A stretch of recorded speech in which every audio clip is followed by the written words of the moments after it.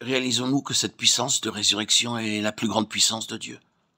Dans sa parole, Dieu nous a dévoilé que la résurrection est la consommation de son œuvre. Par la résurrection, Dieu a réalisé sa plus grande œuvre.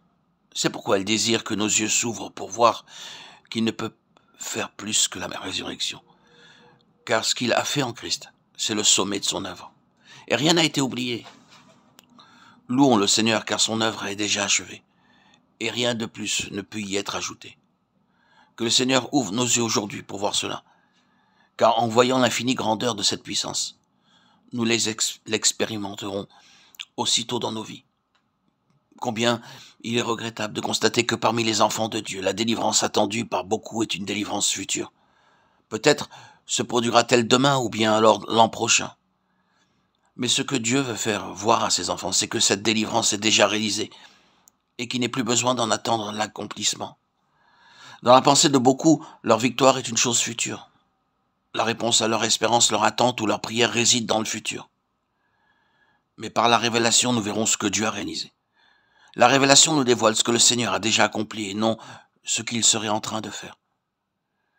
Mais beaucoup espèrent être délivrés un jour futur de la faiblesse ou des défaillances qu'ils connaissent dans leur vie. Si seulement ils laissaient Dieu ouvrir leurs yeux, ils comprendraient que ces faiblesses ou ces défaillances ont déjà été traitées sur la croix. Alors, ils pourraient louer Dieu en disant « Oh Dieu, je te remercie et te loue parce que tu l'as déjà accompli. Merci, louange à toi, la victoire est déjà acquise. » Pour ceux d'entre nous qui ont fait cette expérience, nous découvrons toujours à nouveau la valeur d'Éphésiens 1, car ce chapitre nous montre que le pardon de nos péchés, notre rédemption et la réception du Saint-Esprit sont des faits accomplis. Ce passage nous dit très catégoriquement que nous avons déjà toutes choses en Christ. La seule qui nous soit nécessaire, c'est la révélation. Si nous avons la révélation, tout ira bien. Pourquoi sommes-nous si peu utiles pour le Seigneur? Parce que nous ne voyons pas. Comment se fait-il lorsque le Seigneur Jésus était sur cette terre qu'il eut une telle puissance alors que nous sommes si souvent impuissants? Encore une fois, c'est parce que nous ne voyons pas.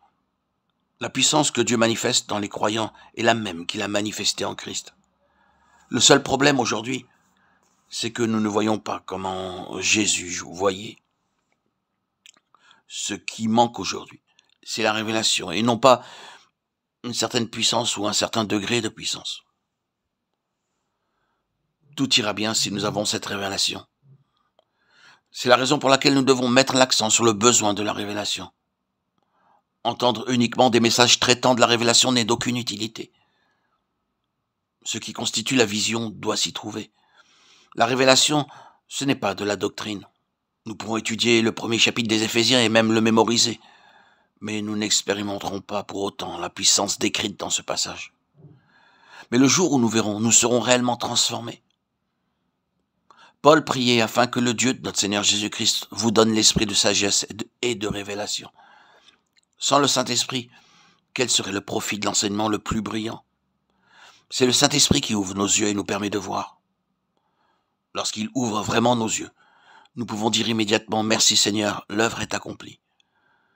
Nous ne demandons pas au Seigneur plus de puissance, nous avons simplement perçu combien est grande la puissance qu'il nous a déjà accordée.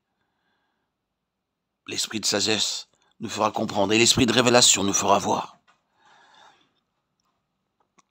L'esprit de sagesse nous aidera à saisir les choses et par la révélation les introduira en nous.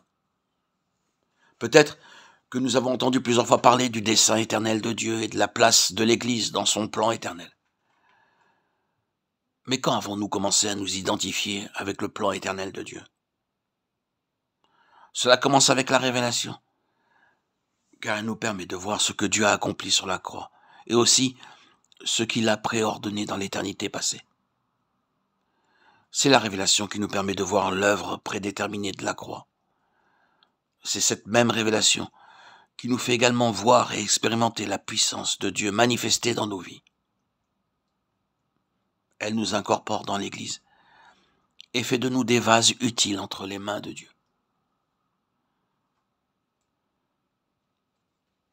Ces paroles peuvent paraître familières à certains, mais cependant, nous devons une nouvelle fois réaliser devant le Seigneur l'importance de la révélation. Nous croyons qu'aujourd'hui Dieu, dans les cieux, est en souci au sujet de cette révélation, car il a déjà accompli ce qu'il avait décidé de faire. C'est pourquoi nous ne devons pas demander quoi que ce soit, mais prier. Comment Paul est le modèle à suivre, comme Paul, afin que le Seigneur nous accorde l'esprit de sagesse et de révélation. Prions humblement devant lui. Oh Dieu, je veux voir. Oh Dieu, je veux voir.